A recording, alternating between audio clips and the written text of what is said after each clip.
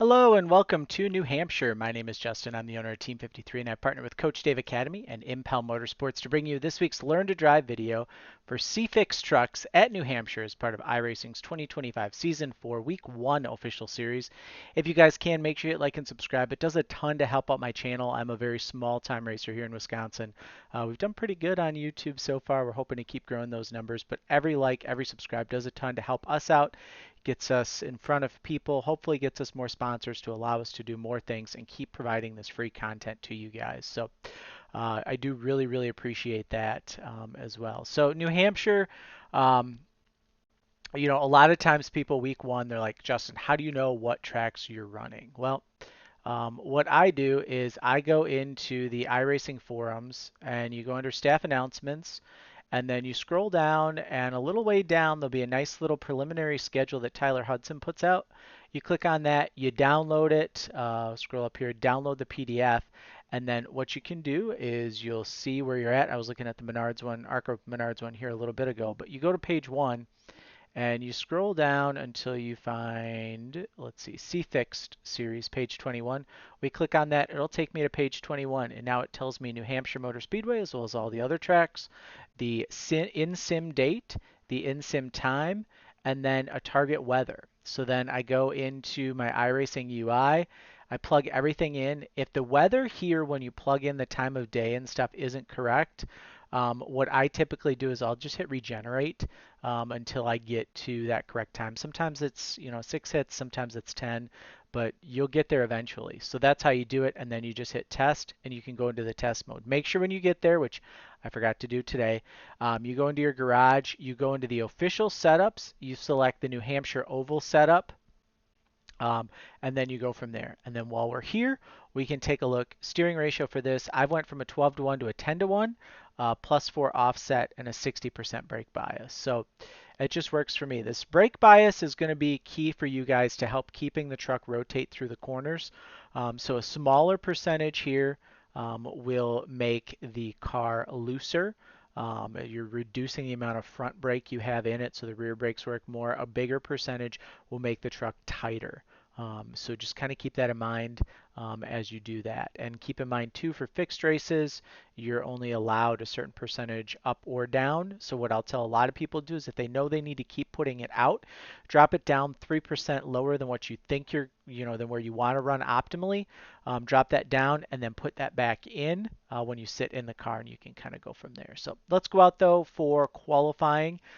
Here we're going to head out on track. Lap 2 is going to be our fastest lap. So it's a great time to talk about my friends at Impel Motorsports and impelmotorsports.com. They are a next level dealer as well as a Moza dealer. So you're looking to upgrade your sim racing equipment, I would head there. You can find them, like I said, impelmotorsports.com. There's a link in the description below as well to get you there. I personally, I have a Moza R9. I'm on like the V1, so it's a few years old now. But they're great wheels. I love my Moza. I've transferred over from a Thrustmaster T500 that I had used for a decade, and I mean, it was a pretty seamless transition. Took a day or two, and I was right back to where I was before. So definitely would recommend Moza products to all of you as well. So we head down the backstretch here. We're going to get ready to qualify. You can go high here in 3 and 4. You hear a little bit of a downshift to get off the corner and just get some momentum built up. So now we go down this front stretch. We're nice and tight here up against the start finish line wall. You can see there's like this seam that runs down the front stretch. And what I like to do is that little black line that runs here. I don't know if you guys can see it in here. But there's just a little graphical line, and I like to just put that right on like where this hood switches over. So it's a really, really good way to look at that. From the far chase cam, you'll go down the front stretch. Nice long front stretch. You go under the USA Today, and now that's when I start to think about cornering. The 2 mark is really where I start to think about it. You can see they're drag and brake and lifting a little bit going into the corner. I'm going to bring the truck down. I'm going to try and grab my left sides down here on this first lane.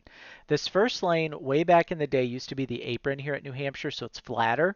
than what the second lane is, than what the third and the fourth lanes are. So what I try and do is get the truck down there, and what that does is it de-wedges the truck and it frees it up a little bit to make it easier to rotate. You see we're still in fourth gear, so as we go through the center of the corner here, we're going to downshift.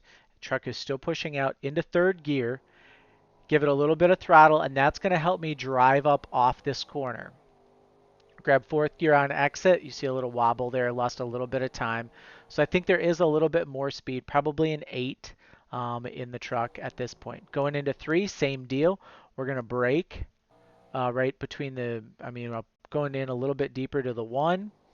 I'm going to grab those left sides down there, let it drift up, downshift to third gear, floor it up off, shift up into fourth gear, and away we go off that corner for a 9:11 lap. I think, like I said, I know there's an 8 in it for sure if I run a little bit more and hit my marks a little bit better.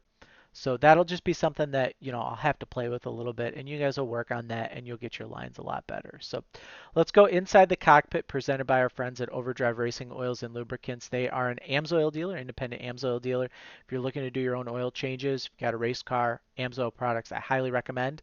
I run them in mine. They're wonderful, done great for me. So link is in the description below. Every time you purchase using that link, the channel gets credit, and that helps keep all this content free. So click away. Here we go.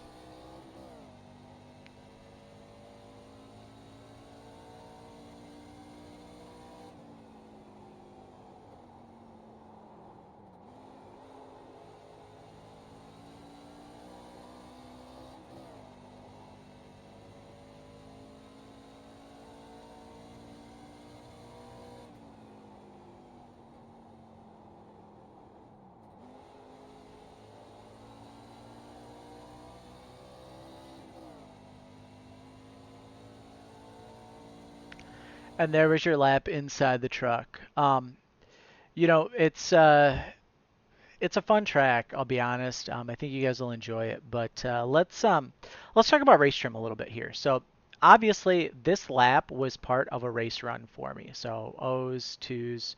I was trying out some different things gearing wise here, but O's and ones you kind of see all across the board, right? After the nines. So one of the tools that I use to help me with my race pace is you go into your settings. We're going to go under interface, on-screen displays, and then we're going to scroll down to where it says split time delta. I have it set to show session best lap. You can change this. You can set buttons down here to change what those displays are and stuff like that. Not a big deal there. But turn on your display delta bar. And what that's going to do is that's going to give you your little bar at the top of the screen that tells you plus or minus lap times. So if I know my optimal race time or my optimal qual time is a 9:11, an 8:90, whatever that might be, I'm going to add a tenth and a half to 2/10 to that time to get my optimal race pace. And what I mean by that is that that's where my target race pace. That's where I'm going to target my lap time to be. I don't necessarily want to go too much faster than that early in a run. If it's a 10 lap dash for the win, like absolutely you're going to go all out. But early in the race, you maybe want to save a little bit in case it goes caution free. So with the ARCA series, we use this a lot in the trucks. You really have to watch your split. If it shows up and it's a lot of cautions early on, maybe you can go full tilt. But if you can't, this is kind of how you do it. So you go under test, and then we're going to go out here on track. I apologize if my camera moves a little bit. It's mounted to one of my monitors, and I think the sticky tape is starting to wear out a little bit, so I got to replace that. But if I move in the little box, don't worry about that. So we're gonna go out on track here. I'm just gonna kind of get up to speed. And now I know my session best lap is a 9:11, so I'm gonna add a tenth to that, and we're gonna go with a 30 flat to a tenth and a half. We'll go with like a 30.4, 31.4. Yeah, tenth would put us at 31. Yeah, yeah. So here we go. We're just gonna go out here on track. Now under qual trim, you saw I was downshifting. In race trim, I'm going to try not to. Little loose here, lap 1 with those tires. But you see how easy it is when we don't downshift, when we overdrive turn 1, to just run a nice slow lap? I think we're going to have to downshift, boys. Oh, no, we're good there.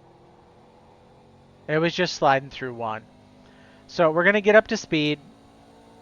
We're going to get that. What we want is a 30.1 is what we're going to shoot for. 30.04, 30.1, somewhere in there. So we have our 10th slower right there. Perfect. Don't really have to do a whole lot other than just drive it like we were. And that gets us a nice easy lap to be able to save these tires underneath us and to be able to have them long. 30.1. And that's what we would do for the entire time, is just work on that. Now, if you need to make a pass, go ahead, make that downshift in the corner, and then get that nice hard drive off the corner.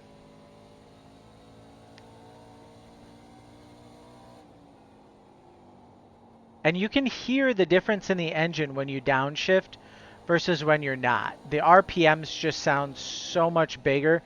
Even down the straightaway, it just sounds a lot more vibrant. So there, 30.94. So we're still able to get kind of that drive off by downshifting. We're just kind of controlling our throttle inputs when we would get back on, how we would do that, all that kind of jazz, just to get us through these corners and to save a little bit more time here on track.